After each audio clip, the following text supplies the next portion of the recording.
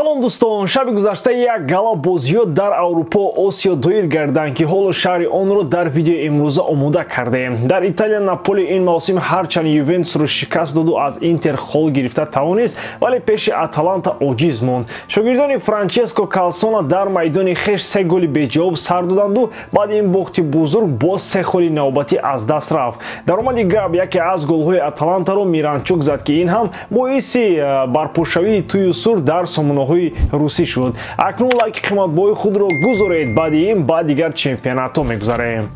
Дӯстон, футболи бошгоҳӣ бармегардад ва моро бозии қаҳрамонӣ дар Англия интизор аст. Сити барои ҷои якум бо Арсенал рақобат мебандад. Оё шогирдони Артета метавонанд силсила ғалабаҳои худро идома дода дар сафар низ шогирдони Пепро мағлуб созанд? Тамошои рақобатро бо 1x бозам ҷолибтар гардонед. Дар он ҷо регистратсияи осон, пур кардани маблағ аз тамоми гӯшаву канори дунё, вале аз ҳам муҳим бонус то ҳаҷми $100 дар аввалин пардохт бо промокоди AMG 0777 ссилкаи бозӣ дар комментарии این ویدیو.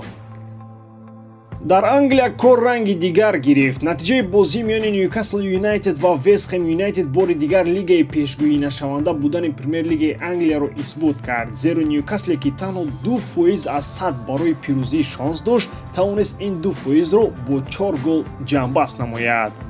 پیروزی 4-3 ضد لندنیا اصلا نه قرقر پرصدای زغم بود، بلکه یک درامای نوبتی پرگل رو برای دوستداران فوتبال انگلیسی تحفه کرد. الکساندر ایساک در این پیروزی تیم شیخانه شاهانه قهرمانی کرد.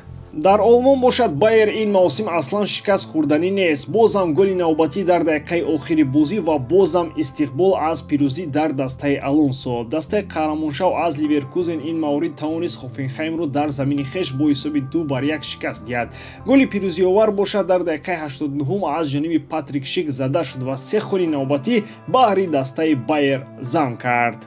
این پیروزی مشکل ضد حریف سرسخت البته که پیشتازی لیورکوزنی‌ها رو نسبت باواریا بیشتر میکند. اصلا داروسازان چی داروی پنهانی برآوردن که او عموما فقط پیروزی رو تامین میکند و تا حال کارهای آلونسو همگی صدند. این پیروزی نوبتی اینتریگا رو در پایگاه قهرمانی بوندسلیگا عموما بیکار کرد. در اومدی گپ آلونسو باز اعلان کرد که تابستان یگان جا نمیرود و در موسم بعدی هم با داروسازان خواهد بود. این قرار مربی اسپانی البته نمک‌ها بالای سوخته برای رئیسان باواریا گردید.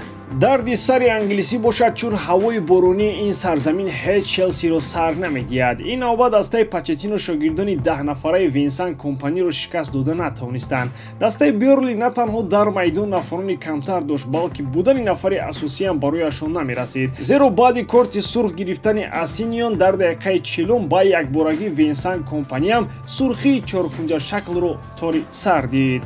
چی طوره در این بازی مشاهده کردیم؟ گلزنی های پیوسته کول پالمر هم برای دسته پاچتینو بعضا کمک نمیکنند. پالمر در این رقابت مؤلف دوبل شد، ولی شاگردان کمپانی 10 نفره و بدون مربی توانستند 2 مرتبه حساب رو برابر کنند. مساوی سفری با چنین رنگ و حال برای بیورلی البته که برابر با پیروزی بود، ولی چلسی تا حال هیچ نمیتواند با زینه دهم برآید. در ایتالیا باشد رقابت میان لاتزیو و یوونتوس رو میتوان چون رقابت مرکزی عنوان داد. هرچند این دستا از مبارزه برای عنوان قهرمانی الکی دور شدن، ولی رقابت بین همدیگری همه وقت جالب است. ریمیون با سرداری مربی نو اخیرا توانستند دسته نوبتی شوند که یوونتوس رو شکست دهند. ایگور تودوری فرانسوی رو بعد رفتن ماوریسیو ساری بریم آوردند و الکی در بازی اول با پیروزی مهم میرسد. یوونتوس باشد با از دست دادن خل هیچ نمیتواند خود را با زینه دوم رساند. این نوبت گل ماروشیش در دقیقه 93 صد روی تورینیو در خلگیری شد. لاتزیو باشد اصلا از روی بازی و تلاش‌های ضربه‌زنی هم جسورتر از شاگردان الگری بود. این تیم ریمی اخیرا با طور ارزنده 3 گل نوبتی به کف کرد. رویدادی مهم فوتبالی این هفته البته در آلمان صورت گرفت. در کلاسیکری آلمانی در ورزشگاه آلیانس آرینا با ناگهانی مخلصان میونخنی عادت کرده با پیروزی را دلشکسته کرد. باخت باواریا از بروسیا دورتموند در زمین خویش نه تنها با یک رویدادی چشمرس تاریخی تبدیل یافت، بلکه آرمان‌های قهرمانی باواریا را با پورگی زیر خاک نمود. زردپوشان از شهر دورتموند توانستند با 2 گل بی‌جواب خویش اولین بار از سال 2014 با پیروزی در زمین باواریا دست یابند. маъз ҳамин талхии бохт аз ҳарифи азалӣ мухлисони баварияро ба дараҷаи дилтанг кард ки як қисми зиёди онҳо аллакай баъди голи дуюми дормундиё варзишгоҳро тарк карданд. Ин ҳам голи зебои Руерсон дар дақиқаи 83 буд ки умуман барои ҳеҷ кадом намояндаи мизбон нафурид. Бавария албатта дар идома тавонист гол занад, вале ин голи кем вобаста ба офсайд ҳисобида нашуд. Хулос ки 13 холи кам аз Байер ин худ офати мавсимӣ барои мюнхениҳост. Мавсиме ки онҳо умуман бе ягон ҷоиза ҷамъбаст кунанд маъз ҳамин хоҳад буд. Манчестер Юнайтед бошад ин маврид бозии сафарӣ зидди Брентфорд дошта буд ва дар сафар зиёд ба азобу шиканҷа гирифтор шуд. Дар бозии мазкур Брентфорд аз нигоҳи оморӣ шогирдони Тенхагро ба қавли хурда партохт. ноомадии кор бошад ё бадбахтӣ дар пирӯзиё аз 31 зарба танҳо як зарбаи Брентфорд дохили дарвозаи онана шуду халос. Талошаи Юнайтед ҳам дар вақти асосии ин бозӣ бесамар буданд ва голҳоро мо танҳо дар дақиқаҳои иловагӣ шоҳид шудем. Аввал Мейсон Маунт бо голаш дар дақиқаи 96 гаронарзиш буданашро исбот карду шодияш канор надошт, вале баъдан Айвон Тоуни бо голи ҷавобӣ дар дақиқаи 99 исбот кард ки беҳуда ӯро ба мунтахаби Англия даъват намекунанд. мусовии 1-1 сафари эмюро албатта аз чоргона дуртар мекунад, вале барои Брентфорд ин холи арзишманд сахт дар кор буд то андаке ҳам бошад аз таххонаи ҷадвал дар амон бошанд. Акнун мегузарем ба рақобати сирф испанӣ дар премьераи нимҷазираи Пиренеи ва бигӯем ки Барселона дар ин давр зидди Лас Палмас чӣ гуна бозӣ кард. Барселона ягон кори бузург анҷом надод ва бозам зиёд голзанӣ накард, вале муҳимтар аз ҳама бо голи ягона чун ҳарвақтаам бошад се холро ба ҳариф надод. Вале дар ин бозӣ бояд ишора кард ки корти сурхи Валлес дар дақиқаи 24 кори шогирдони Хавиро ба қавли ганда осон кард. ин осонӣ зидди дастаи 10 нафарам вақти голзанӣ ҳеҷ дида нашуд. Баръакс Лас Палмас дар сафар бо як нафар кам арзанда мубориза бурд. Тормор нашуд ва танҳо бо як голи сардода аз ҷониби Рафиня ба замини хеш баргашт.